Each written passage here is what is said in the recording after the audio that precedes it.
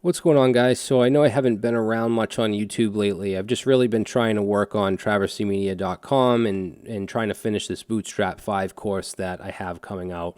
And in that course, we create 5 different websites, and I wanted to do a deployment and also make some of the forms work. So that's what this video is about, is giving you a solution, especially beginners, giving them a solution for free hosting that's really easy to use, as well as form submissions. So we're going to be using Vercel, which is a hosting platform. They also created the Next.js framework, so it's great for hosting Next.js websites, as well as single-page applications, as well as just regular, HTML, CSS static websites.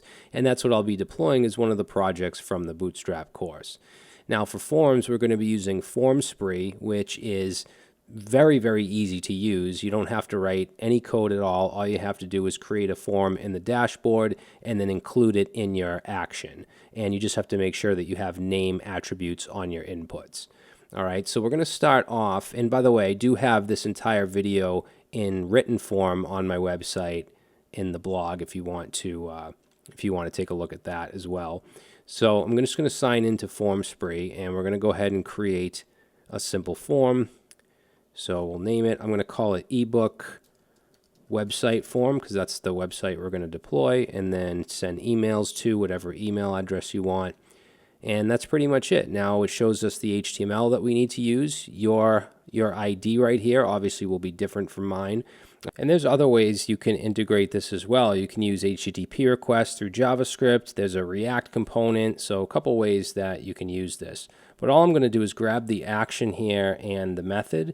And then the website I'm going to be using this with, that I'm going to deploy, is this ebook website from my upcoming course. So it's basically just a website about an ebook, a fictional ebook on blogging. And there's a contact page, and this is what I want to make work. So basically I want to deploy the website to Vercel and have this work with Formspree. So I'm just going to open up VS Code and the contact form, which is very simple, just has a name, email, and message. Again, you want to make sure you have these name attributes. That's really important. And then in the form tag, I'm just going to paste in that action as well as the method of post.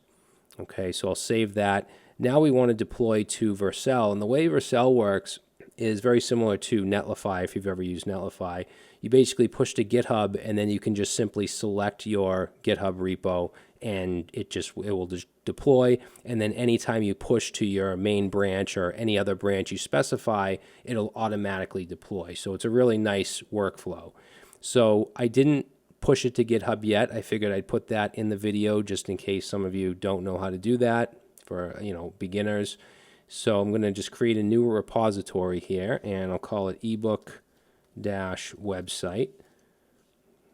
And I'll just say ebook. I'm not going to leave this here because ultimately I'll have a repo with all the course projects. So I'm just going to make this private for now and then create repository.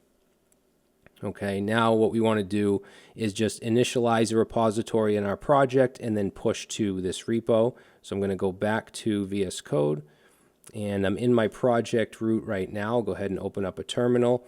And you could also just use the integrated Git in VS Code, but some of you might not be using VS Code, so I'll just do it this way. All right, so you want to just run git init. Okay, so that will initialize a repository. Now we're going to say git add all, and then git commit -m, and then whatever comment, we're just going to say initial commit. All right, so now it's in our local repository. So I'm going to go back to that GitHub page and just grab this right here, this git remote command, and that will basically connect our project to this repository. So let's just paste that in there. And then we're also going to grab this. We're using the main branch. And then we want to grab this. So this is going to be our first push. All right, and then if I go back to that page and reload, we should see the project here. You can see I have the nice README file. Now I am using Sass in this project, so I do have a build command, and I'll talk about that when we get to that point. So now that that's on GitHub, let's go back to Vercel. I'm going to go ahead and log in with GitHub. And I do have an affiliate or an ambassador link in the description.